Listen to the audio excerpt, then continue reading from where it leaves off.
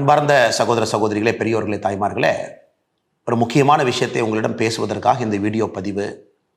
கடந்த ஒரு 10 நாட்களாக பல அதிர்ச்சியான சம்பவத்தை தமிழகத்திலே பார்த்து கொண்டிருக்கின்றோம். குறிப்பாக திராவிட முன்னேற்றக் கழகம் ஆட்சிக்கு வந்த பிறகு ட்ரக்ஸ், கஞ்சா, சிந்தட்டிக் ட்ரக் இது அனைத்துமே பொதுவெளியில் சர்வசாதாரணமாக எல்லா இடத்திலும் கூட கிடைக்க ஆரம்பித்திருக்கிறது.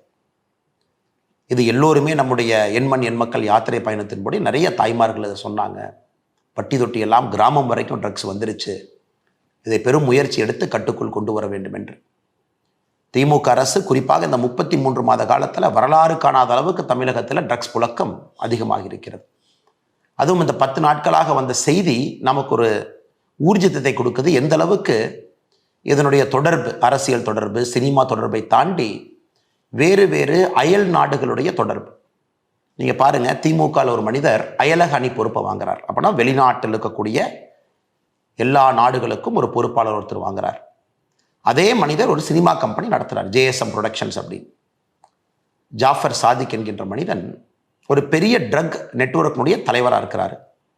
சமீபத்தில் Delhi special police, narcotics control bureau இருவரும் இணைந்து ஒரு சப்ளை செயினை டிஸ்டர்ப் பண்ணி 4 பேர்த்த பிடிக்கிறாங்க. 4 பேர்த்துடைய கிங்பின் தமிழ்நாட்டில் சென்னையில் இருக்கக்கூடிய ஜாஃபர் சாதிக்னு கண்டுபிடிக்கிறாங்க.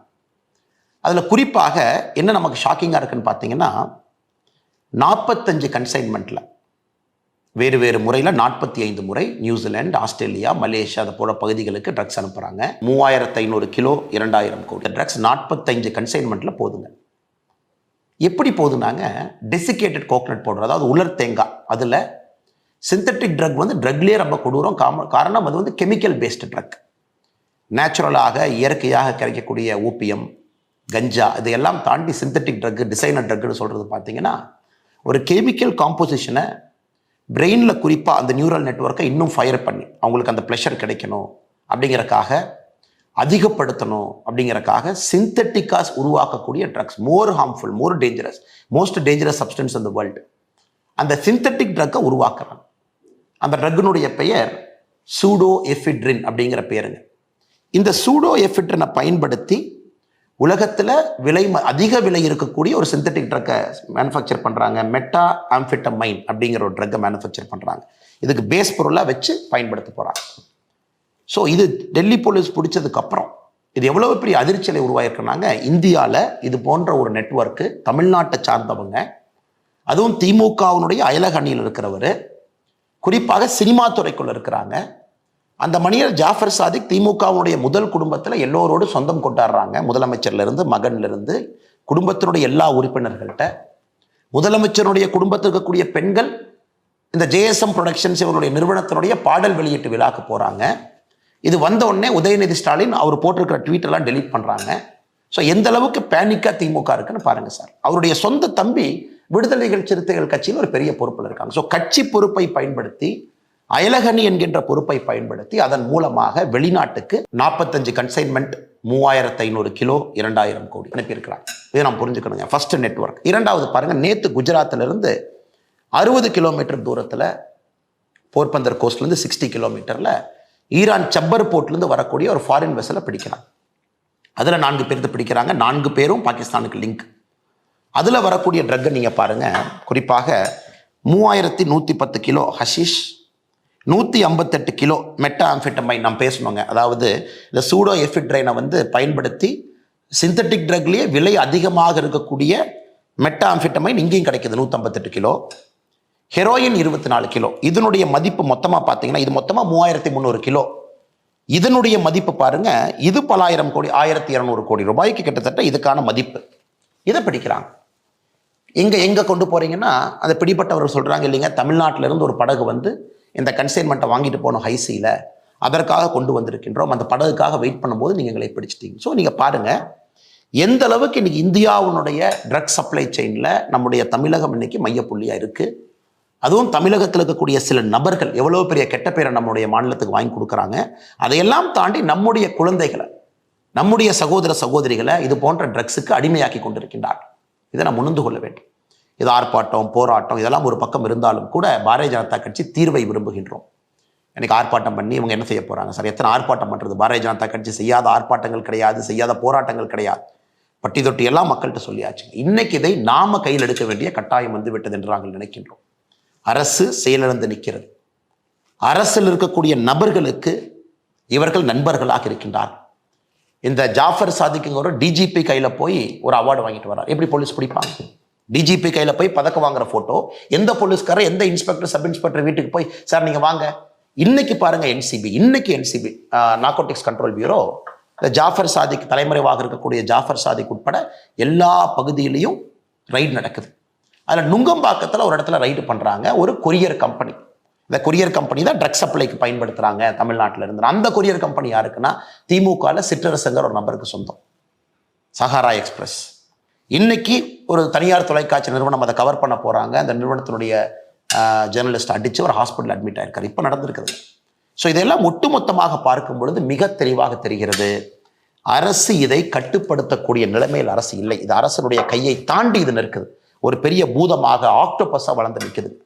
Multinational connections, Australia, New Zealand, Malaysia, India முழுவதும் கொரியர் கம்பெனி, திமுகவுடைய அயலக அணி, அதில் ஒரு பொறுப்பாளர், சினிமா ப்ரொடக்ஷன் கம்பெனி, அதில் வந்து திமுகவுடைய முதல் குடும்பத்தினுடைய சம்பந்தம். உதயநிதி ஸ்டாலின் ட்வீட்டை டெலிட் பண்ணுறாங்க. ஸோ எப்படி இவங்களால நீங்கள் கண்ட்ரோல் பண்ணணும்னு நினைக்கிறீங்க? The most dangerous money is drugs money. ஆப்கானிஸ்தானில் இருக்கக்கூடிய வார் பார்த்தீங்கன்னா ஹெரோயின் மணி ஃபியூல் பண்ணுச்சு. அதே போல் இந்தியாவில் உலகத்தில் இருக்கக்கூடிய முக்கியமான ஹாட்ஸ்பாட்ஸ் எல்லாமே இந்த ஓபிஎம் கல்டிவேஷன், ட்ரக் ஸ்மக்லிங், இதுலேருந்து வரக்கூடிய பணம் அடுத்து ஆர்ம்ஸ் டிராஃபிக்கிங் போகும். அதை வைத்து இன்சர்ஜென்ட்ஸ் குரூப் சண்டை போடுவாங்க.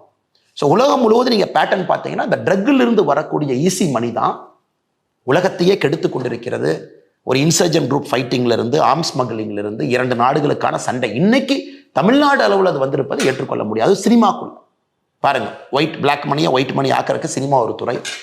ட்ரக்ஸ்லேருந்து வரக்கூடிய பணத்தை சினிமாவில் போடுங்க, வெளியெடுங்க, முதல் குடும்பத்தோடு சம்பந்தம் வச்சுக்கங்க, எந்த பிரச்சனையும் இல்லாமல் படத்தை ரிலீஸ் பண்ணுங்க, யாரும் வந்து உங்களுக்கு தொந்தரவு கொடுக்க போகிறதில்ல. பெரிய பெரிய இயக்குநர்கள் ஃப்ரெண்ட்ஸாக வச்சுக்கங்க, ப்ரெஸ் மீட் அவங்களோட வச்சு பண்ணுங்க, அப்புறம் போலீஸை கூட வச்சுக்கங்க, போய் டிஜிபிட்ட அவார்டு வாங்குங்க, அப்புறம் முதலமைச்சர்கிட்ட ஃபோட்டோ எடுத்துக்கங்க. ஸோ எப்படி பிளான் பண்ணி நெட்வொர்க் இருக்கு பாருங்க. ஆனால் சகோதர சகோதரிகளே, இதற்கு ஒரே தீர்வு, ஒரு பக்கம் நான் அரசியலாக பாரதிய ஜனதா கட்சி தான் என்று சொன்னாலும், மோடி ஐயா இருக்கிறாங்க, என்சிபி ஸ்ட்ராங் பண்ணியிருக்கிறோம், இன்னைக்கு பிடிச்சது எல்லாமே மத்திய அரசு, பிடிச்சது எல்லாமே மத்திய அரசுடைய நிறுவனங்கள், நார்கோட்டிக்ஸ் கண்ட்ரோல் பியூரோலேருந்து ஹைசியில் பிடிக்கிறாங்க, ஈரான்லேருந்து வர்றதெல்லாம் இது ஒரு பக்கம் நடந்தாலும் கூட நம்முடைய வீட்டை பாதுகாக்க வேண்டிய பொறுப்பு நம்முடைய பொறுப்பு என்று கருதுகின்றேன். என்னுடைய அன்பான வேண்டுகோள், அரசியல் ரீதியாக பாரதிய ஜனதா கட்சி இதை முன்னெடுத்து கொண்டிருக்கின்றோம். ஆனால் ஒரு தனி மனிதனாக நீங்கள் முன்னெடுக்க வேண்டும் என்பதற்காகத்தான் இந்த அவசர பதிவு. ஏன்னா எல்லா பக்கமே ஊடுருவி இருக்குது சார். டெய்லி பேப்பரை படித்தா ஒரு முன்னாள் காவல்துறை அதிகாரி என்கின்ற காரணத்தினால் என்னால் கனெக்ட் பண்ண முடியுது சார். இது எங்கெங்கே போகுது, எப்படி இதை பிளான் பண்ணியிருக்காங்க, செட்டப் என்ன, இன்னும் எவ்வளவு ஆழமாக இது இருக்கும், சப்ளை செயின் எப்படி இருக்கும், லாஜிஸ்டிக்ஸ் எப்படி இருக்கும், குருவிகள் என்று சொல்லக்கூடிய கொரியர்ஸ் எப்படி இருப்பாங்க, டெசிகேட்டட் கோகனட் பவுடருக்குள்ளே வச்சு கடத்துறாங்க. ஆனால் சகோதர சகோதரிகளே, நாம் எல்லோரும் இணைந்து களத்தில் இறங்க வேண்டிய நேரம் அது தமிழ்நாட்டில் ட்ரக்ஸை ஒழிப்பதற்கு. காலேஜிலிருந்து ஆரம்பிக்கணும் சார். ஒரு காலேஜில் கூட பேரண்ட்ஸ் நீங்கள் இருக்கீங்க, ரோட்டரி கிளப், லைன்ஸ் கிளப் எல்லாம் பேச ஆரம்பிங்க. ஸ்டூடெண்ட்ஸை வந்து நார்கோட்டிக்ஸ் கண்ட்ரோல் பியூரோ என்சிபி வெப்சைட்டுக்கு போனீங்கன்னா ஓத் அகேன்ஸ்ட் ட்ரக்ஸ் இருக்கும். குழந்தைங்களை சத்திய பிரமாணம் எடுக்க சொல்லுங்கள். ட்ரக்ஸுக்கு எதிராக நாங்கள் இருப்போம். காலேஜில் எங்கே பார்த்தாலும் நாங்கள் கம்ப்ளைண்ட் பண்ணுவோம். அதற்கு காலேஜுக்குள்ளே ஒரு தனி சென்டர் இருக்கணும், ஒரு ஆள் இருக்கணும். காலேஜுக்குள்ளே காவல்துறையினுடைய டோல் ஃப்ரீ நம்பர் ரெஜிஸ்டர் பண்ணியிருக்கணும். அதை காலேஜில் இருக்கக்கூடிய குழந்தைகள் அவர்களாக முன்னாடி வந்து சொல்லணும். அதற்கான கான்ஃபிடன்ஸ் அந்த குழந்தைகளுக்கு நம்ம கொடுக்கணும். அதுக்கு கம்ப்ளைண்ட் பாக்ஸாக இருக்கலாம், அனானிமஸாக கம்ப்ளைண்ட் உள்ள ட்ராப் பண்ணலாம். காலேஜுக்கு பக்கத்தில் இருக்கக்கூடிய பெட்டி கடைகள், காலேஜ்லேருந்து 1 கிலோமீட்டர் 5 கிலோமீட்டருக்குள்ள இருக்கக்கூடிய முக்கியமான பெட்டி கடைகள், அங்கே தான் அதிகமாக அது பார்த்தீங்கன்னா வெளியே வரும், சைடில் போகும், சின்ன சின்ன கடைகள் இருக்கும். அதை காவல்துறை கண்காணிப்பார்கள் என்று நம்புகின்றோம். ஆனால் மாநில அரசு செயலிழந்து நிற்குது. அதையெல்லாம் வாட்ச் பண்ணணும். காலேஜுக்குள்ளே யாராவது ஒரு குழந்தைகள் 4 ஆண்டு 5 ஆண்டு அதிகமாக படிக்கிறாங்க. ஒரு குழந்தை பார்த்தீங்கன்னா, நான் இதற்கு முன்பு காவல்துறை அதிகாரியாக இருக்கும்பொழுது ஒரு தனியார் கல்லூரியில் பார்த்தேன். 7 வருஷம் 8 வருஷம் 9 வருஷம் ஏன் அதிகமாக படிக்கிறாங்கன்னு பார்த்தீங்கன்னா, காலேஜுக்குள்ளே அந்த குழந்தைகள் ட்ரக்ஸ் செல்லராக இருக்கிறாங்க. நிறைய நடவடிக்கை எடுக்க வேண்டி இருந்ததுங்க என்னுடைய பழைய பரிமாணம் காவல்துறை அதிகாரியாக. ஸோ காலேஜுக்குள்ளே ஒருத்தவங்க ரொம்ப நாள் இருக்காங்க, ரொம்ப எக்ஸ்டெண்டடாக படிக்கிறாங்க, அரியர் நிறையா வச்சுருக்காங்க, இருந்தும் 3-4 வருஷத்துக்கான அவங்கள கண்காணிக்கணும். காலேஜுக்குள்ளே வரக்கூடிய சப்ளை செயின்ஸ், உள்ளே வரக்கூடிய கேன்டீனுக்கு வரக்கூடியவர்கள் யார், என்ன, காலேஜுக்கு வெளியே யார் நிற்கிறாங்க. ஸோ காலேஜே இப்போ ஸ்பெஷல் ஸ்குவாட் போடணும். அடுத்து ரோட்டரி, லைன்ஸ், இது போன்ற இன்டர்நேஷ்னல் அமைப்புகள் நீங்கள் ட்ரக் அவேர்னஸை ஒரு இஷ்யூவாக கையில் எடுக்கணும். அதை தாண்டி நம்முடைய பெற்றோர்கள், பொதுமக்கள் எல்லாம் பேரண்ட் டீச்சர் அசோசியேஷன் மீட்டிங்கில், காலேஜில் இதை பற்றி நம்ம பேசணும். இது எல்லாம் நாம் செய்ய ஆரம்பிக்கும் பொழுது மாநில அரசு செயலிழந்து நின்றாலும் கூட மக்களாக நாம் நம்முடைய தமிழகத்தை மீட்டெடுக்க முடியும் என்று முழுமையாக நம்புகின்றோம். தொடர்ந்து இது போன்ற செய்தி கூட சொல்றேன். ஏன்னா மீடியாவில் இந்த அளவுக்கு வரலைங்க சார். இதனுடைய ரிப்பர்கஷன் என்ன, பரிமாணம் என்ன, எப்படி மூவி ப்ரொடக்ஷன் ஒரு பக்கம், எப்படி அயலக அணி ஒரு பக்கம், எப்படி அயல்நாட்டுக்கு கடத்துறாங்க, எந்த நெட்வொர்க் இருக்கு.